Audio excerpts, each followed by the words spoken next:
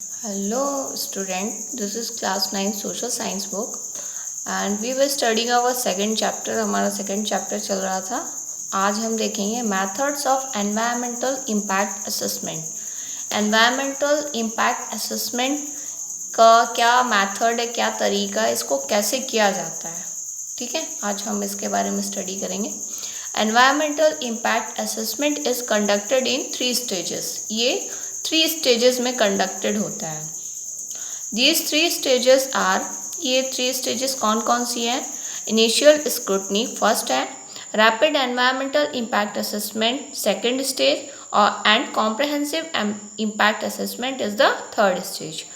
Initial scrutiny of the project is done to decide whether the impact assessment is actually needed for the project being undertaken or not. Initial scrutinising of the project क्यों की जाती है? ये समझने के लिए कि impact assessment की एक्चुअली ज़रूरत है उस प्रोजेक्ट के लिए या नहीं. If it is felt that the project is likely to cause some adverse effect on the environment. अगर ये समझ में आता है कि जो हम प्रोजेक्ट डाल रहे हैं उससे थोड़ा सा एनवायरनमेंट में एडवर्स इफेक्ट पड़ सकता है, प्रतिकूल प्रभाव हमारे एनवायरनमेंट को हो सकता है, तो उसके लिए if it is subjected to rapid environmental assessment, तो फिर इसको रैपिड एनवायरमेंटल असेसमेंट में सेकेंड स्टेज में डाल दिया जाता है. Rapid assessment attempt to identify the key issues in a project.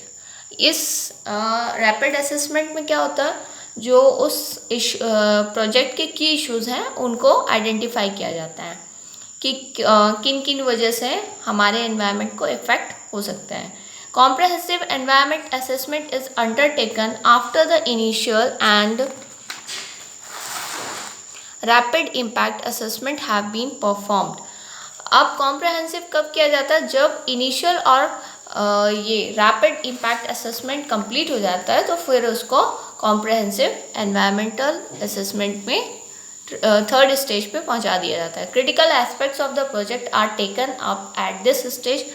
इस स्टेज पे जो प्रोजेक्ट के क्रिटिकल एस्पेक्ट्स थे उनको लिए जाते हैं. If needed the project may not be approve for implementation.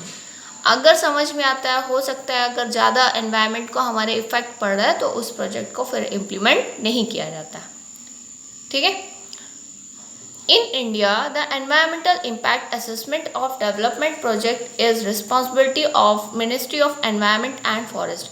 अपने इंडिया में environmental impact assessment किसी भी प्रोजेक्ट के डेवलपमेंट के लिए किसकी रिस्पॉन्सिबिलिटी होती है? Ministry of environment and forest की, गवर्नमेंट ऑफ इंडिया की रिस्पॉन्सिबिलिटी होती है.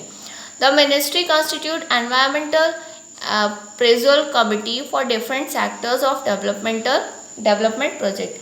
ये मिनिस्ट्री क्या करती है? अलग अलग सेक्टर्स के लिए एक कमिटी तैयार करती है. फिर इसके बाद क्या होता है? These projects are related to, ये प्रोजेक्ट्स किससे रिलेटेड हो सकते हैं? जैसे river valley and irrigation, mining industries, thermal power projects, tourism, metallurgy, textile, rubber, leather, paper, transport and chemical industry. ये सभी टाइप की जो इंडस्ट्रीज होती हैं इनमें पहले एनवायरमेंटल इम्पैक्ट असेसमेंट किया जाता है. Special experts committee are form for different projects.